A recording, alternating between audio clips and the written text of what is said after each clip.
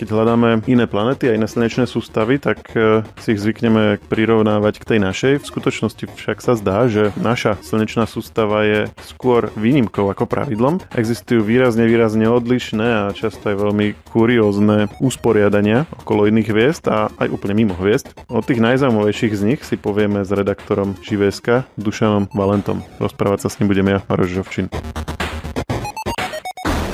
Dušan, ahoj. Dobrý deň. Je to tak, hej, že tá naša slnečná sústava je taká skôr výnimočná? Čím to je a čo je na ne vlastne výnimočné? Tak áno, objavili sme však okolo 6000 planét, ktoré neobiehajú okolo Slnka, čiže exoplanét. A keď si všímame ich usporiadanie, tak taký ten očakávaný pohľad, že máme najprv malé kamenné planéty, lebo tie by mali vznikať blízko svojej hviezdy. Potom sú obrovské plynné planéty, lebo tie by mali vznikať trochu ďalej. Potom sú nejaké ľadové planéty, tak toto nevidíme. Čo je vlastne dané tým, že očividne to, čo sa odohralo v slnečnej sústave do malej miery, sa tam odohráva do väčšej miery a to je migrácia planét. To, čo sa v našej slnečnej sústave odohralo do malej miery, sa v iných odohráva viac, čiže sa presúvajú všeliako tie planéty. Áno, ako napríklad podľa simulácií je ako celku isté, že mladý Jupiter sa priblížil k Slnku a možno práve to je teda príčinou, prečo je Mars taký malý, že on tam potom narobil trochu problémy svojou gravitáciou. Je možné, že tu okolo Slnka vznikali planéty kamenné oveľa väčšie ako Zem, ktoré vplyv tohto Jupitera priamo alebo nepriamo viedol k ich kolízii a zániku. Čiže Jupiter ale napokon bol stiahnutý ako keby späť, čiže sa nepriblížil k Slnku, ale my vidíme, že mnohé Slnka, mnohé hviezdy majú obrovské plynné planéty, ktoré síce nemôžu vznikať blízko hviezdy, ale sa týmto procesom postupne priblížili až tak, že sú oveľa bližšie ako Merkur. Čiže sú to doslovne, hovoríme im, že žeraví alebo horúci Jupitery. Dobre, to je jedna vec, že teda plynné veľké planéty blízko hviezde, to je taký štandard, by si povedal, že podľa toho, čo dnes vieme, že to je ako keby ten default a iné usporiadanie je potom nejaká výnimka? Default je ťažko povedať, čo je default, lebo tento proces, áno, je očividne častý, ale je tu taká vec, že nám trochu skresľuje to, čo skúmame, skutočnosť, že veľké planéty blízko hviezd sa skrátka veľmi jednoducho objavujú. Že tie spôsoby, ktoré používame na objavovanie exoplanét, ako keby skresľujú tie počty, čiže oni možno nie sú tak dominantné, takmer určite nie sú tak dominantné, tieto horúce Jupitery nie sú až tak časté, len jednoducho, keď ozrutná planéta obieha tesne pri hviezde, tak ten spôsob objavovania exoplanét, to znamená, že my sledujeme ako keby hviezdu priamo, meriame jej žiarenie a keď pravidelne poklesáva, tak vieme vypočítať, že aké veľké teleso okolo obieha. Tak toto je vyslovene taký spôsob, ktorý oveľa ľahšie vedie k objavu ozrutných planét než malých planét. Chceme hovoriť o rôznych takých zaujímavých, netradičných exoplanetách. Povedzme si možno nejaké kategórie alebo nejaké typy, že o čom by sme tak mohli hovoriť? Môžeme si to teda aspoň rozdeliť, tak pre začiatok, že čo vlastne v tom vesmíre existuje. Čiže, ako som povedal, v slnečnej sústave máme v zásade 3 typy planét, čiže kamenné malé, obrovské plynné a tie stredne veľké ľadové. Vo vesmíre vidíme ale aj iné typy, čiže sme si už naznačili, že sú tam horúce Jupitery, to je žaravé plynné planéty. Potom je tam niečo na spôsob Uránu a Neptúna, ale teda bližšie pri hviezde.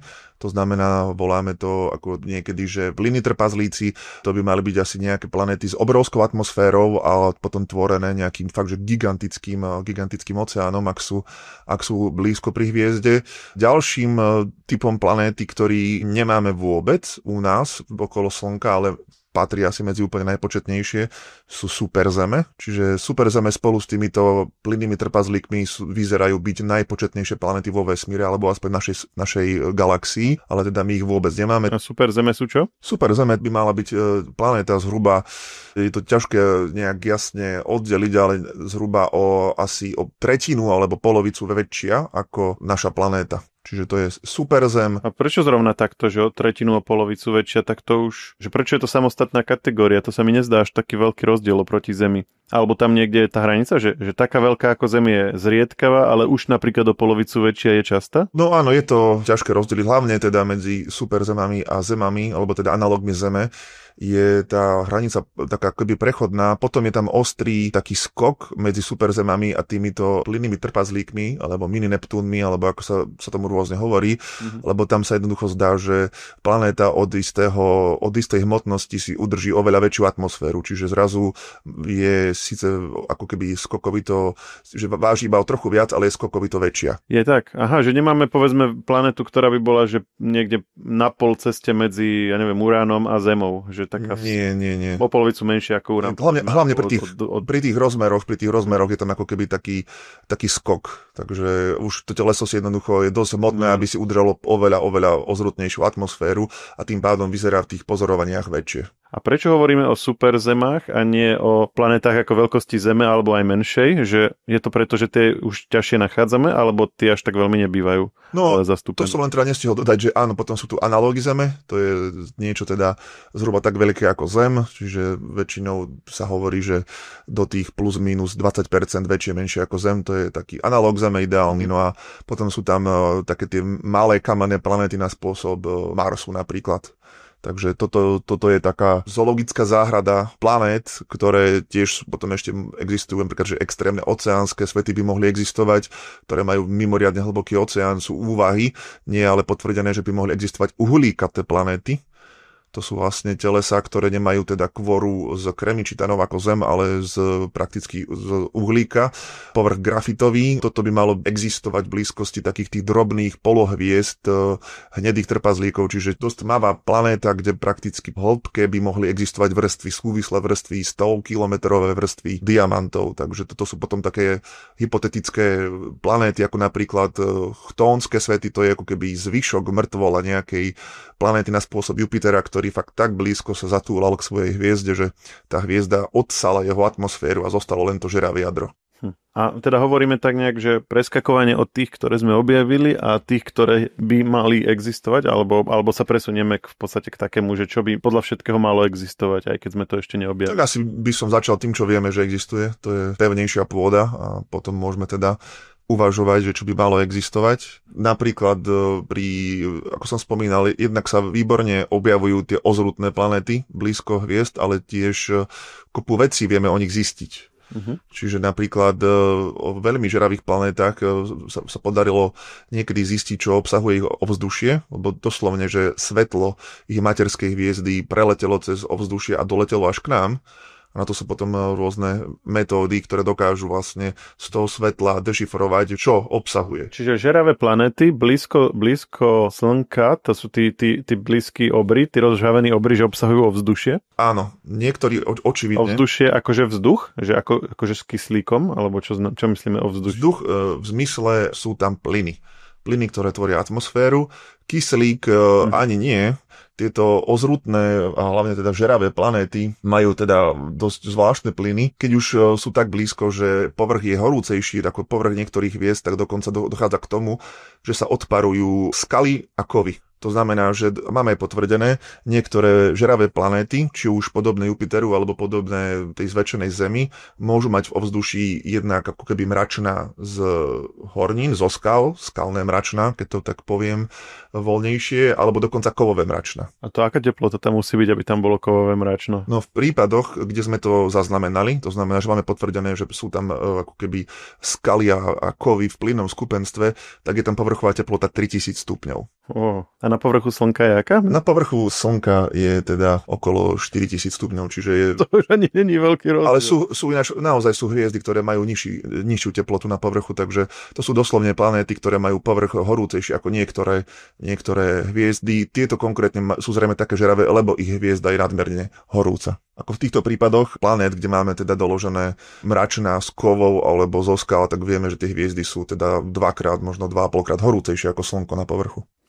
Takže vlastne majú atmosféru, majú plynnú atmosféru, áno. Ale sú to teda takéto materiály, ktoré sú tam proste akože vyparené. Áno, ako dokonca máme prípad, že sa v ovzduší zistila pravdepodobná kondenzácia žeravých látok, ktoré chemicky zodpovedajú zafírom a rubínom, takže to je tiež taká zvláštnosť pri inej exoplanéte, kde tiež sa nám podarilo zistiť, čo vo vzduchu je a keď sme si porovnali, čo je na dennej a nočnej strane, tak nám tam ako keby vypadli niektoré chemické látky, ktoré evidentne znamená to, že tam kondenzujú, to je pršia. Čiže pršia tam žeravé drahokamy. Aha, že tieto nie sú už plynné, ale sú akože pevné, ale respektíve skondenzujú sa, čiže sú plynné a zrážajú sa do pevného skupenstva a tak padajú. Áno, čiže toto sú ako planéty, ktoré majú na dennej strane, tam ako väčší deň, sú neustále otočené tou istou stranou k svojej hviezde. Tam tieto prvky sa zmenili do plynnej podoby, ale keďže sú veľmi silné vetry na planétach, ktoré sú stále otočené tou istou stranou, tak tie vetry odnášajú potom prvky smerom na nočnú stranu, kde je chladnejšie, no a tam kondenzujú a zistilo sa, že tam chýbajú presne tie chemické prvky oproti dennej strane, že by nám tam to malo vyzerať ako dážď žeravých drahokamov, zafírov alebo rubínov. No a dážď, to znamená, že to niekde padá. Ako potom vyzerá povrch? Akože, čo si vlastne predstavíme pod povrchom na takej planete, kde atmosféra má 3000 stupňov a sú tam plynné, železné mraky z plynného železa, tak čo môže byť potom akože tvrdé? No je to ťažko si predstaviť, lebo v podstate ideme hlbšie a máme stále ako keby hustejší vzduch, až ten vzduch sa bude správať možno na spôsob kvapaliny. Čiže toto vidí, napríklad Jupiter je týmto typický, že on má veľmi, veľmi teda hrubú vrstvu kvapalného vodíka, ktorý technicky sa správa ako kov, čo je trochu zvláštne, ale teda tie tlaky, ktoré jednoducho panujú, tak hlboko v tom Jupiteri už stlačia vodík, teda ako keby plynný vodík do podoby niečoho, čo funguje ako kvapalina s vlastnosťami kovu. A asi keby sme išli ešte hlbšie, tak by to bolo kvázi, že niečo na spôsob nejakej pevnej hmoty. Áno. Ale kvôli tlaku, nie kvôli akože prirodzenej forme, ale že by to bolo asi tak stlačné. Ani nie, že kvôli tlaku, ako kvôli hustote. Ono, keď tie telesá vznikajú, planetárne telesá, tak to, čo má najvyššiu mernú hustotu, klesá, čiže dá sa očakávať jadro z železa a nejakých kovov ďalších, potom nejaký obal z hornín a potom neskôr takéto plyny extrémne stlačené do podoby, ako napríklad na Jupiteri nejakého extrémneho vodíkového kvázi oceánu. Dobre, takže to je ten extrém teploty a blízkosti. Poďme na nejaký ďalší extrém. Ďalší extrém poznáme napríklad planéty, to je taká zvláštnosť, ešte menšia ako Mesiac. Sa je podaril objaviť veľká teda vzácnosť. Sú planéty, ktoré sú extrémne riedke, ale volajú sa, že puffy, po anglicky také napúčané planéty. Počkaj, menšia akože veľkosťou, či menšia hmotnosťou? Respektíve hustotou. Menšia veľkosťou. Áno, najmenšia exoplanéta, ktorú poznáme, je ešte menšia ako Mesiac.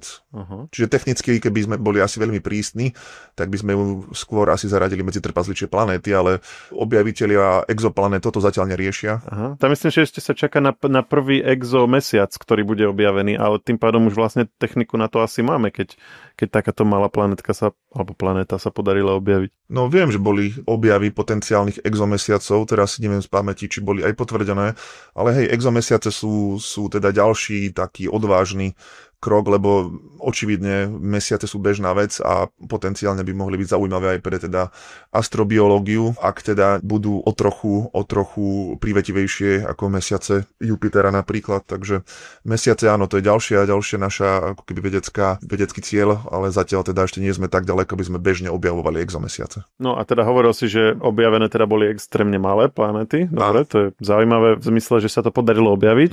To, že také existujú, asi nie je až také zaujímavé. Áno, planetárne telesa jednoducho majú plynulý prechod od veľkej škaredej skaly po guľatú skalu a väčšiu skalu, takže tam naozaj je to evidentne vo vesmíre plynulý prechod a potom je zase veľká otázka najväčšie planéty, aké sú, lebo opäť sa potom dostávame k takému plynulému prechodu medzi planétami a telesami, ktoré sú už podobnejšie hviezdam. Ale tak ako si povedal, že Jupiter, keby bol ešte trochu väčší, tak už je to vlastne hviezda, nie? Tak nie, lebo nie je dosť hmotný na to, on je príliš ľahký, tam nie je ani tak rozmery, sú hviezdy menšie ako Jupiter, ale ide o tú hmotnosť a potom procesy, ktoré vznikajú vnútri toho telesa. Čiže keby bol Jupiter ani nie že väčší, ale keby bol Jupiter, dáme tomu, že 20 krát ťažší, tak už by mohol javiť niektoré prejavy hviezdy, niektoré tie nukleárne, termonukleárne procesy, ale ďalšia vec je, že Jupiter nevznikol ako hviezda, ako hviezdy typicky vznikajú v tých mračnách plynu, kdežto planéty vznikajú okolo hviezd. Čiže to je tiež taká definícia. Ale keď pozorujeme nejaké teleso, aj dajme tomu, môže byť 2-3 krát väčšie ako Jupiter, a keď vedci teda sa snažia to klasifikovať, že či to bude nejaká ozrutná planéta, alebo to bude malá hviezda, tak sa hlavne podľa hmotnosti orientujú. Že tiež je tam také ako keby taký nejaký ten skok, že niektoré telesá sú zrazu, že 12-krát, 15-krát, 20-krát ťažšie ako Jupiter, hoci sú podobne veľké. A to už je indícia, že aha, tak toto nebude planéta, ale to bude taký nejaký špecifický typ niečoho medzi hviezdami a planetami, to sú hnedí trpazlíci. Inak taká poznámka, že Jupiter sám bol kedysi 2-krát väčší, keď bol ako mladý a horúci, takže teda tie rozmery plynných planét sú dané častokrát tou teplotou, ktorú majú. OK, čiže toto je kritérium veľkosti, mali sme kritérium teploty. Čo by sme tam ešte spomenuli? To boli také tie odlišné planéty, no potom je otázka, ako vyzerajú kamenné planéty. To je to, čo asi každého zaujíma, lebo chceme niečo podobné Zemi. Tam vidíme, ako som hovoril, že najbežnejšie sú superzeme, to je kamenné planéty, ktoré sú o tretinu a niečo väčšie. A tam už vyzerá, že hoci je to len o trochu väčšie, tak už to dosť funguje odlišne. Takže sú teda dosť veľké úvahy, či vôbec superzeme sú obývateľné pre nejaký zložitejší život, ani nie tak kvôli gravitácii, ale kvôli tomu, že ten svet by mal úplne inak fungovať. Jednak by mal mať oveľa ako keby viacej radioaktívnych prvkov, mal by byť vnútra žeravejší, čo podľa niektorých by mohlo viesť k extrémnej sopečnej činnosti, hlavne v mladosti. Ďalšie výpočty, úvahy, simulácie hovoria, že tá kvora bude taká hrubá, že nám nedovolí platňovú tektoniku. To znamená nielen pohyby kontinentov, ale ako keby neustále to obnovovanie skál a vlastne geologické procesy, ktoré sú dôležité pre udržovanie ako keby stabilnej klímy, ktoré súvisia presne s tektonickou činnosťou. No a v neposlednom rade ukazuje sa, že superzeme budú mať veľa vody.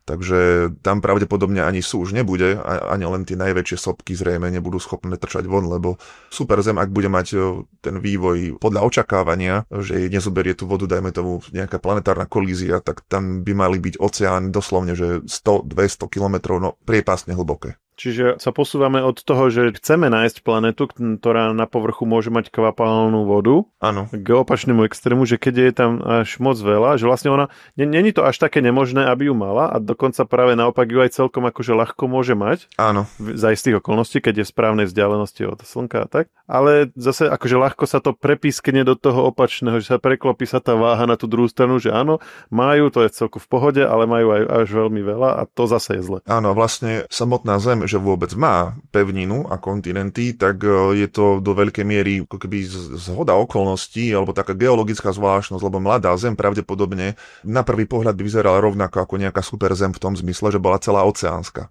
Že mladá Zem nemala ani kúsok žuly. Žula je ten základ, typ skál, ktorý teda vo všeobecnosti tvorí kontinenty. Čiže mladá Zem, keď vznikla prvé stovky miliónov rokov, mala veľmi málo tých žúl, tých skál, aké tvoria kontinenty a mala obrovský oceán, ktorý podľa rôznych odhadov teda mohol mať priemernú hĺbku 10, možno 30 kilometrov. Len tie geologické procesy na Zemi spôsobili to, že vlastne pohyby vnútri Zeme, pohyby kôry, postupné ako keby pohlcovanie tej vody a ktoré tiež poháňalo geologické procesy vedúce k postupnému vytváraniu hmoty kontinentov. Takže toto keby sa nestalo, tak Zem vlastne dopadne dosť podobne týmto superzemiam, ktoré teda máme objavené a uvažujeme, že teda po celý čas zostanú v podobe, ako mala Zem, keď mala prvých 100, 200, 300 miliónov rokov. No a vadí to, akože máme kopec druhov živočíchov, veď ekosystém v mori je obrovitánsky, že vadilo by to niečomu, že by mali len moria? No keby tam boli ryby, no neboli by tam akože suchozemské tvory. Pravdepodobne, pokiaľ by tam bola aspoň nejaká sopečná činnosť, tak tie oceány by mohli mať dostatok chemických látok na to, aby tam nejaké formy života mohli byť. Každopádne problém nastáva, ak tieto superzeme by mali tie oceány naozaj mimoriadne hlboké a teda, ako hovorím, simulácie ukazujú, že tento sklon tam je. Nastáva taká zvláštnosť, že keď vodný stĺpec dosahuje extrémnu hĺbku, ako rádovo v stovkách kilometrov, tak ten tlak vytvorí doslovne že vrstvu ľadu na dne. Takže je to taká trochu zvláštnosť, že ľad na dne oceánu, no ale keď máte naozaj... Tlak alebo teplota? Tlak vlastne vytvorí to, že tlak vody, lebo tlak tú vodu dotlačí v úvodzovkách do toho pevného skupenstva. Aha, čiže vytvorí sa ľad, ktorý není studený vlastne. V tomto prípade nie som si úplne istý tou teplotou, ale áno, sú prípady, kedy tlak je schopný udržať ľad aj pri teplote 1000 stupňov, ako sa predpokladá pre Urán a Neptún. Čiže ľad vieme dosiahnuť nielen s chladením, ale aj s tlačením. Áno. A to je taký istý ľad, alebo ten ľad potom bude vyzerať inak? To skúšal to niekto nejakým experimentom alebo niečo? Sú ako rôzne označenia pre rôzne typy ľadu. Nie som až taký expert na ľad teda, takže nebudem nejak podrobne to rozpitvávať. Ako pointa teda je, že ten ľad by mal teda áno vznikať pri tlaku, či bude vyzerať inak. Predpokladám, že aspoň v tých základných tlakoch nie, ale pri týchto tlakoch, aké teda môžu byť na superzemiach nie, ale na Uráne a Neptúne sa predpokladá, že pri tých fakt extrémnych tlakoch, tam sú tisíce kilometrov, však to sú, ako hovorím, telesá zložené do veľkej miery z vody a ľadu, alebo teda ľadu konkrétne, tie tlaky budú viesť k tomu, že ten ľad bude čierny. Takže vlastne Urán a Neptún sú tvorené prevažne ľadom a prevažná časť tohto ľadu prezvenuje čierna. No a my sme síce o živote mali osobitnú epizódu, ale teraz ty si to spomenul ako v súvislosti s tým, že teda ten podmorský život a ty si povedal, že mohol by tam byť na dne ľad a to s tým súvisí ako, ale to je problém, že by tam bol ľad? No, ľad na dne oceánu je problém v tom, že keď chceme, aby život vznikol a rozvíjal sa, tak by sme potrebovali kontakt oceán, skalné dno, ideálne teda s horúcimi prameňmi. A teraz, keď sa nám tam vytvorí nejaká izolujúca vrstva, ktorá môže mať kilometre, tak v podstate akýkoľvek ostrovček nejaký vznikne potenciálne so životom, totižto tie horúce pramene nie sú večné, to znamená, oni fungujú nejakú dobu a potom prestanú a aj na Zemi teda sa potom ako keby ten ekosystém musí uchytiť na nejakom inom, čiže bolo by to prakticky prostredie, ktoré by neviedlo k dlhodobej existencii života, ak vôbec by umožnilo jej vznik života teda. Dobre, takže to je jedna možnosť, že by tieto superzeme boli vlastne celé pokryté oceánom, ako v Interstellari, tá vodná planéta, len to asi nebola superzem, to bola asi normálna veľkosť Zeme. A boli by tam vlny? A boli by tam také, jak boli tam, že to sú hory? Nie, to sú vlny. To bola planéta čiernej diery, že? To bolo pri čiernej diere. Áno. Tak vlny by boli, pokiaľ by teda samozrejme povrch nebol zamrznutý, no ale čím by bola gravitácia väčšia, tak tým by boli vlny ako keby plochejšie, nižšie. Takže surfery by si teda asi veľmi teda veľa z tých vln na superzemiach nemali, skôr by teda asi ocenili nejaké menšie planéty, kde zase ale by tie vlny boli pomalšie sa pohybujúce, takže v praxi by to asi im narobilo problémy. No a to je teda v prípade, že by tam bola voda, ale sú aj teda modely, že by nebola tam voda, hej? Že by tam bola nejaká akože pevnina na týchto superzemiach. No, tak my vieme, že sú rôzne procesy, ktoré tú vodu odstraňujú nejakým spôsobom do vesmíru alebo do vnútra planéty. Čiže Venuša je tiež taký príklad planéty, ktorá teda veľmi pravdepodobne mala veľa vody, keď vznikla, zákonite, lebo vznikla z takmer rovnakého materiálu ako Zem. Bola tiež bombardovaná kométami ako Zem. Kométy sú teda prevažne z ľadu, lenže teda jej tej vody skoro nič nezostalo. Takže evidentne sú procesy, ktoré tú vodu dokážu odstrániť. Tiež planetárne kolízie môžu veľa vody odstrániť v zmysle, že jednoducho tá voda po tej kolízii je vychrlená do kozmu a späť sa nevráti. Takže áno, sú isté scenáre, kedy by tieto superzeme mohli mať tej vody menej. Otázka teda je, či by to naozaj dokázalo tie 100-kilometrové oceány nie že redukovať, ale dosiahnuť aspoň teda nejaký pevný povrch. Lebo ako hovorím, je veľká otázka, či by sme mohli hovoriť o vzniku kontinentálnych skál, kontinentov ako takých, ktoré by mohli trčať z toho oceánskeho dna. Čiže tam je dosť veľká neistota, že ako presne tie superzeme fungujú. Je to dosť taká extrémna extrapolácia oproti Zemi, takže je to dosť exotické prostredie z perspektívy teda pozemského geológa. Ale teda tá voda na povrchu je ako keby ten základ, že to je to najpravdepodobnejšie? Áno. A tie ostatné možnosti sú menšie? Áno. Alebo teda sa rôzne? Áno. A ak by tam teda ten povrch bol, tak by bol taký, že podobný, len by tam bola väčšia gravitácia? Áno, čiže keby náhodou, ako sú niektoré modely, že možno by to tam kvôli tej extrémnej horúčave, ktorá je vnútri spôsobená väčším zastúpením radioaktívnych prvkov oproti Zemi, že by predsa len to mohlo do istej miery podobne fungovať ako na Zemi. A možno by tam teda vznikli, že by tú hrubú kôru prerazili tieto sopečné sily, aby teda vytvorili kontinenty. Takže áno, potenciálne by sme mohli mať niečo podobné Zemi, ako je to asi málo pravdepodobné, ale nie je to nereálne. No a bola by tam silnejšia gravitácia, takže ono teleso, ktoré je teda o polovicu väčšie ako Zem, bude môcť byť 3,5 krát, 4 krát, 5 krát ťažšie. Takže tá gravitácia by bola asi dosť nepríjemnosťou. Pre mňa osobne určite asi pre väčšinu teda nejakých väčších živočíchov, ktorí by sa nechceli pláziť na bruchu alebo mať stonvoch a podobne. Alebo by ozaj žili v tej vode, hoci by tá súš tam bola, tak by možno bola ako keby preto, aby tam bol ten kontakt horniny s vodou, ale že asi ľahšie by sa im žilo v samotnej vode, niekde tá voda by ich podporovala aj v kontexte tej gravitácie. Áno, len teda by bolo tiež zaujímavé, že síce by to bolo ako keby ľahšie, ale stále by to nebolo také nadnášanie ako na Zemi, lebo jednoducho tá gravitácia by bola silnejšia. Hej, že vlastne tam by sa možno v tej vode pohybovali, že potrebovali by tak fungovať ako my na Zemi, akurát, že oni by boli vo vode, áno, ale zároveň by mali ešte potom väčší odpor tej vody. Tak presne. Áno, a ďalší problém je, že kto chce technológie, tak potrebuje oheň a vo vode s tým ohňom to je tak náročnejšie.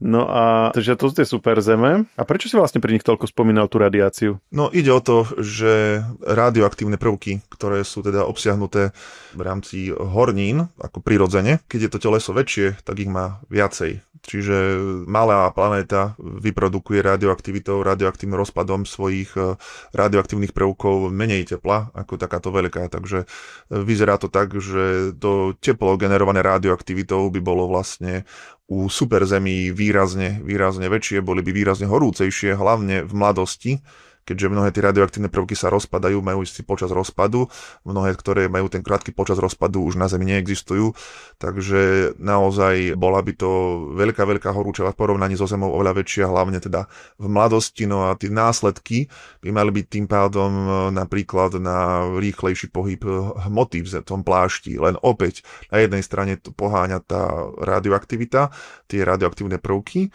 na druhej strane tam tá gravitácia, ktorá to všetko ako keby spomaľuje a blokuje, takže je to také pretláčanie, kde, ako hovorím, nie je konsenzus, že ako by to dopadlo, ako by to vyzeralo, je to teda aktívna oblasť výskumu, alebo teda odborných hádok, alebo keď to teda tak poviem, ako to je. Áno, to boli super zeme. Čo si ešte dáme? Ako máme? Ideme na tie temné svety? No, môžeme pre zmenu teda. Lebo to je také, ale ty asi povedz možno viaceré varianty, ale minimálne jedna taká pre mňa zaujímavá, alebo taká až fascinujúca, že keď planéta unikne zo slnečnej sústavy a z dôsledku nejakých procesov a začne tak blúdiť. Ako bol ten kus podlhovastý, čo preletel cez našu slnečnú sústavu, tá Oumama, myslím si. Áno, nie? Áno. Tak to bolo taký uniknutý z inej slnečnej sústavy alebo možno aj inej galaxie, neviem, či tam vieme presne. A to proste len preletelo našou slnečnou sústavou a išlo to ďalej. Niečo ako stretnutie s Rámom od Clarka, tiež to vlastne len preletelo a išlo to ďalej. Hoci to bola vesmírna loď alebo niečo takého typu. No a toto je že vlastne planéta, že len tak si bude proste letieť. A väčšinu času teda strávi v tom medzihviezdnom priestore, kde teda nebude mať svoju hviezdu. A to je akože dosť drsný scenár. Nielen, že teda je to dosť drsný, ale evidentne dosť častý scenár, lebo napríklad simulácie vzniku a ranného vývoja slnečnej sústavy naznačujú, že tu mohlo vznikať okolo 100 planetárnych zárodkov, a teda, ak som včera dobre rátal, tak ich chýba 92. Tie osudy mohli byť rôzne, čiže niektoré sa zrazili, ako Zem sa napríklad zrazila s protoplanetou Thea, vznikol Mesiac. Niektoré padli do Slnka, ale podľa výpočtov sa zdá, že by väčšina z nich mala byť katapultovaná niekam do diaľky. Niektoré potenciálne by mohli zostať ešte ako keby pod tou mocou Slnka, to znamená niekde v extrémnej diaľke, v Oortovom mračne, polsvetelného roka, svetelný rok od Slnka by možno boli tam skryté, nevidené, ale väčšina by mala, no napríklad planéta 9-10, kto vie, no možno aj 12.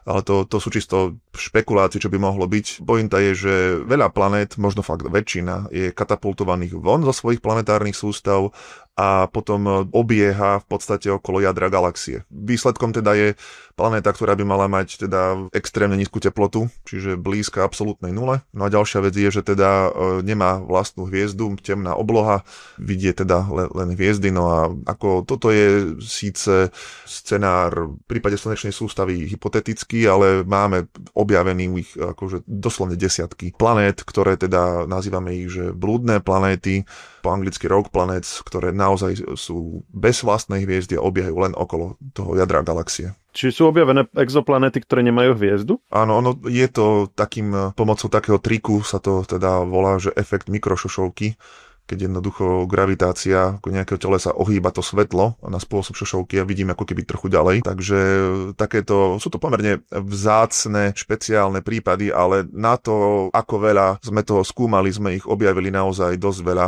Takže z pozorovaní vyplýva presne to isté, čo zo simulácií, že takéto telesa, blúdne planéty sú bežné a jednoducho zatiaľ sme síce objavili hlavne tie obrovské, lebo ešte raz sa ľahšie objavujú, ale prakticky sa to týka akéhokoľvek rozmeru planéty. No a teda sme pristali na takúto planétu, ktorá je teda úplne, že ďaleko od hociakej inej hviezdy, tak tá by bola, že úplná tma vlastne na nej, nie? No úplná tma nie, aspoň nie hneď, ale sú teda rôzne scenáre, ktoré naozaj môžu viesť k tomu, že potenciálny milovník temnoty by našiel teda to svoje práve ideálne miesto. Takže my napríklad vieme, že galaxie sa pomerne bežne spájajú, no a to spojenie galaxií má za následok podľa simulácií to, že naozaj milióny hviezd sú katapultované von do medzigalaktického priestoru. No a ak toto sa stane s hviezdami, zákonite to platí aj pre tieto bludné medzihviezdne planéty, čiže po kolízii galaxií prakticky sa rozprchnú do medzigalaktického priestoru, do tej obrovskej prázdnoty milióny a milióny bludných planét.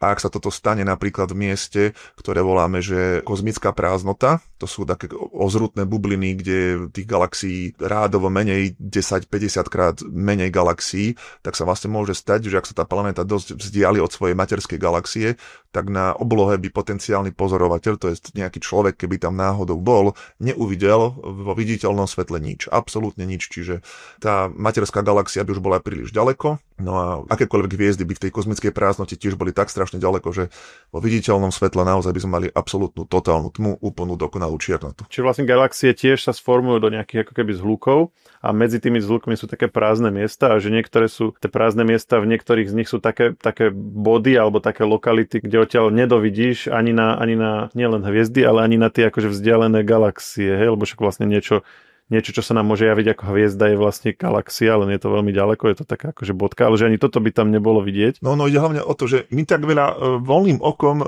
nevidíme. V podstate my vidíme ľudia voľným okom, to znamená vo viditeľnom svetle sú rôzne odhady 6-7 galaxií, čo je dosť málo na to, koľko tých galaxií je. To znamená, že naozaj by ani nebolo potrebné také extrémne vzdialenie sa po takomto vyhodení tej planéty, aby sme nič nevideli teda. Čiže vlastne teda sú takéto priestory, o ktorých vieme a teda stačí len hypoteticky si dosadiť, že pri tých všetkých možných planetách, ktoré boli vyvrhnuté, že v niektorom z týchto miest v rámci vesmíru medzigalaktickom, keď by sa do neho práve docestovala tá planéta, tak by si proste z nej na jej povrchu, keby sa pozrel hore, nič by si nevidel, bola by tam len tma. Áno, z toho, čo skrátka vieme o vývoji galaxií, zákonite vyplýva, že takéto planéty by mali minimálne v týchto kozmických prázdnotách, ktoré môžu mať fakt stovky miliónov svetelných rokov, minimálne tam by mali existovať. Možno teda aj inde, ale toto je také miesto, kde by to bolo najpravdepodobnejšie. A čiže možno aj inde? No tak to už bude asi záležať od konkrétneho usporiadania tých galaxií, aké galaxie sú blízko, lebo napríklad nie je galaxia ako galaxia, sú galaxie, ktoré sú tvorené napríklad takmer výlučne temnou hmotou, takže tu prakticky ani neuvidíme, ani keby sme teda boli v tesnom susedstve. Aha, čiže by tá planéta mohla byť v galaxii, nemusela byť vyvrhnutá, len by mala tú smolu, že sa nejak dostala, alebo vznikla, alebo dostala, neviem, do galaxie, ktorá nie je ani tak tvorená hviezdami, ako skôr temnou hmotou. To by bolo vlastne úplný zabijak, že by bola síce vyvrhnutá z niekade, kde vznikla normálne, ale ani by nešla, že len tak naslepo, ale že by sa ešte aj uväznila, vlastne zachytila by ju gravitácia tej galaxie tvorená temnou hmotou a to už by už akože na furt mala tmu. To už ani by nedúfala, že raz priletí ešte niekde k nejakému svetlu.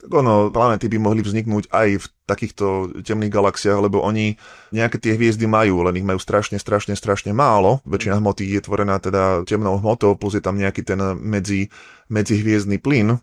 Takže teoreticky je tu ešte taká ďalšia možnosť, tiež taký zvláštny typ telesa. To sme už vlastne spomínali, že sú také telesa ako keby medzi hviezdou a planétou, tí hnedí trpazlíci. Oni sú oveľa bližšie majú k hviezdám jednak tou hmotnosťou, jednak tým, ako vznikajú ako keby kolapsom mračien a nie okolo nejakého iného telesa. No tieto telesa sú teda podivuhodné tým, že síce všetky žiaria, ale mnohé nežiaria viditeľné svetlo. To znamená, že keby nejaká úbohá planéta mala takúto hviezdu, tak ako môže mať ju ozrutnú na oblohe, ale aj tak doslovne bude úplná tma. Tá hviezda bude všetko cloniť za ňou a jednoducho bude neviditeľná vo viditeľnom svetle. Plus taká zvláštnosť je, že títo hnedí trpazlíci by mali mať dokonca úplne špecifické uhlíkaté planéty, čiže povrch tvorený grafitom, čierny, pri najlepšom nejaký do červena sfarbený od nejakých uhľovodívkov. Takže naozaj čierny ponurý svet s veľkou tmavou neviditeľnou možno hviezdou vo viditeľnom svetle. Takže takéto tie... Ktorého ešte aj povrch je čierny. Áno, takže naozaj metalisti, ako ja, by tam určite teda uvítali zvyšok svojho života stráviť. Si to skúšam predstaviť, ale v zásade akože úplnú tmu si vieme predstaviť, keď sa niekde akože úplne zavrieš, ale to je taká, že kde si dáš aj ruku pred oči a si ju nevidíš, čo je akože super zážitok. A teplota by tam bola tým pádom tiež úplne minimálna. A najmenšia asi, aká môže byť. Je to veľmi zvláštne pri týchto hnedých trpazlíkoch. Ja im niekedy tak rád hovorím, že polohviezdy, aj keď naozaj majú skôr bližšie k hviezdam ako k planétam, tak oni majú teplotu nízku, ale akože môžu mať nejakú, dajme tomu až 1000 stupňov, ale mnohé sú chladné. Dokonca tuším rekord je, že zmeraný povrchová teplota jedného takéhoto hnedého trpazlíka má byť minus 50 stupňov. Takže to je ako keby takmer hviezda, ktorú by človek v úvodzovkách popálil, keby sa on jej dotkne, keď už to veľmi extrémnou metaforou nejako skúsi. Áno, tam po tej by si sa mohol vlastne poprechádzať, tam by ťa ani nespálila. No len tá hviezda má povrch teda tvorený plazmou, čiže tam veľmi sa nie je o čo zaprieť, len tak ponoriť. Ale to je plazma, studená plazma? Vlastne no v podstate. 50 stupňová plazma. A toho by si sa vedel chytiť? Alebo čo by sa stalo, keby sa toho chytil? Môj taký laický pohľad je, že skôr na spôsob nejakého vnorenia do nejakej riedkej kvapaliny by to fungovalo. Veľmi zaujímavé. Áno, vesmír je zvláštny a všetko je iné ako tu. Všetko je iné, hej. A keby tá planéta nebola okolo hnedého trpazlíka, ale bola by povedzme v tom medzigalaktickom priestore, tak by mala akože úplnú nulu, nie? Tá by bola asi najstudenšia, ak môže byť. Áno, keby bola v medzigalaktickom priestore, tak sa očakáva, dokonca sa očakáva absolútna nula už keby bola aj len v medzihviezdnom priestore. Že jednoducho tie hviezdy budú tak ďaleké, že tam bude tá teplota minus 270 plus minus niečo také. Takže už tam veľký rozdiel nebude. A čo pri jadre napríklad? No tak jadro viac menej si nevšíma to, čo je na povrchu. Takže čo sa bude diať v jadre nezávisí od toho, kde je tá planéta. Takže potenciálne by sa to jadro mohlo fungovať ďalej, potenciálne by tam teda sú dokonca isté špekulácie, úvahy, že keby takto blúdila napríklad nejaká planéta s veľmi, veľmi hustým ovzduším, že by si ho údajne mohla ponechať a teda, že by tam nebolo všetko úplne zamrznuté, všetky plyny.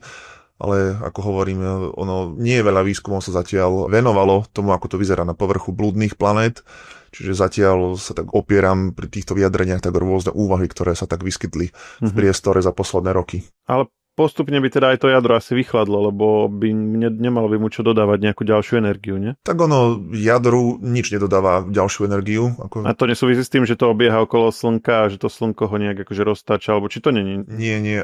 Jadro planét nie, ale jadra mesiacov sú vlastne ako keby mesiacov tých obrých planét, sú zohrievané slapovými silami. Jednoducho tá tiež ako keby spôsobuje také naťahovanie do istej miery, deformovanie a toto vyvoláva to trenie, vyvoláva teplo. Aha. A teda pri planetách nie, čiže planéta má nastavené jadro nejak na nejakú teplotu a postupne chladne, až kým nevychladne? Áno, čiže planéta vznikne, jednoducho tie radioaktívne prvky, ktoré obsahuje, generujú teplo, postupne ale tento proces jednoducho ako keby vyhasína, tie prvky s krátkym počasom rozpadu ako prvé odídu, jednoducho produkcia tepla klesá, ono teplo v planéte sa len tak ľahko nešíri ako skala, skôr izoluje teplo, ale napríklad taká sopečná činnosť je spôsobom, ako teplo sa z dola posúva hore a von, takže to ako keby urýchľuje to chladnutie do istej miery, takže áno, planéta postupne chladne. To znamená, že aj keby bola takto vyvrhnutá, bola by v tom medzihviezdnom alebo aj medzigalaktickom priestore, tak proste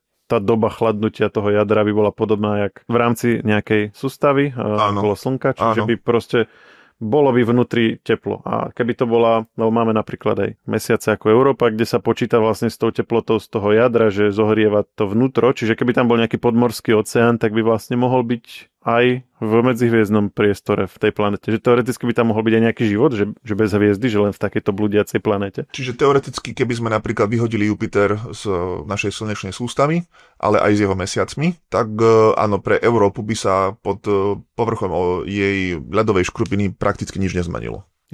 Čiže tam je to tým organizmom úplne jedno, že kde sú, či sú teda pri Slnku, alebo sú mimo galaxie, tam je im to šuma fuk. Ale Jupiter by asi teda sa mu kvôli tej teplote zmenilo možno zloženie atmosféry, by tam niečo pomrzlo, niektoré tie zložky ovzdušia, ale pre tie mesiace naozaj tie sú tak izolované. Ale že... Európu by zaujímala vlastne len tá gravitácia. Áno, jednoducho ten Jupiter byl rovnako ťažký, rovnako by deformoval to jadro, rovnako by tam teda to teplo ďalej fungovalo, to vyhrievanie nad rámec tých radioaktívnych prvkov, ktoré tam sú. Takže áno, Európa, keby bola teda spolu s Jupiterom katapultovaná, tak len to je tiež otázka, že do aký míry to tak môže fungovať, že je katapultovaná planéta aj s mesiacom. No, zdá sa, že teda by to malo byť možné, lebo napríklad sú úvahy, že keď teda galaxia Andromeda jedného dňa vrazí do našej galaxie, tak sú už tie výpočty, že celá slnečná sústava je teda nejaká šanca, že naša slnečná sústava bude katapultovaná aj s planetami von do medzigalaktického priestoru, takže áno, je možné teda, že planéta by bola katapultovaná von i s mesiacom či mesiacmi. Si predstav, že by sme vtedy nejak nadobudli inteligenciu a boli sme v medzigalaktickom priestore, ale by sme teraz skúmali, že no dobre, máme tu túto hviezdu, túto planetu, ale kde je všetko ostatné? No. Kde sme sa to objavili? No áno, ako naozaj, keby náhodou teda bola nejaká mladá planetárna sústava katapultovaná von z galaxie, tak tí astronómovia by teda mali dosť sťažené objavovanie vesmíru, keby teda ich hviezda bola niekde v medzigalaktickom priestore. Naozaj by to sa pozreli na oblohu a nič by tam nevideli. Asi zober, že koľko alebo videli by oveľa menej toho. No? Hej, videli by maximálne tak tú svoju hviezdu, s ktorou teda boli tie planety katapultované a potom by videli zo pár tých úplne najbližších galaxií. Ako si zober, koľko vlastne na vývoji ľudstva sa podpísalo to, že sme sa pozerali na oblohu a dedukovali si z tých hviezd kadečo a v kontexte aj či už mytológie alebo čokoľvek iného, navigácie. A toto by všetko sa vyvíjalo úplne. Hej, čiže nemali by astrológiu, čiže aká katastrofa pre vedecký pokrok, že? No, hej. Áno. A vedecký pokrok a pozeranie sa na oblohu je tiež asi celkom... Ale určite by teda to ovplyvnilo teda úvahy jednoducho tých ľudí, že by mali tam len teda niekoľko svetiel na oblohe. Mýty určite by boli ovplyvnené, ale teda asi ako náhle by vymysleli nejaké tie ďalekohľady, tak by niekde tam v diaľke uvideli nejaké ďalšie svetlá, takže by si uvedomili, že aha, nie je to také všetko pusté, ako sa zdá. No minimálne by sa asi, ak by boli aj tie ďalšie planéty spolu odkatapultované, tak aspoň na tie by sa chceli pozrieť, čiže bola by tam motivácia nejaké ďalekohľady vytvárať. Áno, však aj na Zemi prakticky najjasnejšie objekty na nočnej oblohe okrem Mesiaca sú však Venúša napríklad, takže toto by tam určite mali nejaké viditeľné blízke planéty. Dobre, takže toľko k rôznym šokujúcim a kurióznym a zaujímavým a podivným kadejakým planetám, exoplanetám, exomesiacom a exozáležitostiam. Tak ja ti ďakujem, že si sa zastavil a počujeme sa zase niekedy na budúce. Za málo, dovidenia. A ja len dodám, že aj objavovaniu vesmíru sa venujeme v knihe Umelej inteligencii. Umelá inteligencia, pripravte sa na budúcnosť, ktorú nájdete v ktoromkoľvek väčšom knihkupectve, ako aj na webe obchod.aktuality.sk. No a ak nám chcete niečo odkázať, napísať, napríklad aj v kontexte toho, čo sme sa dnes rozprávali, môžete nám napísať na podcasty@žive.sk. Snažíme sa všetky maily čítať. Ak je v maili nejaká otázka alebo zaujímavý námet, tak na ňu môžeme reagovať. No a knihu vydáva aj môj spoludiskutujúci Dušan Valent. Volá sa Hlasy priepasti, je to humoristický sci-fi román. Taktiež ho nájdete v ktoromkoľvek významnejšom knihkupectve. No a je to práve taký sci-fi príbeh o jednej takejto temnej planete a o tom, čo sa na nej odohráva. A to už je skutočne všetko a počujeme sa opäť na budúce.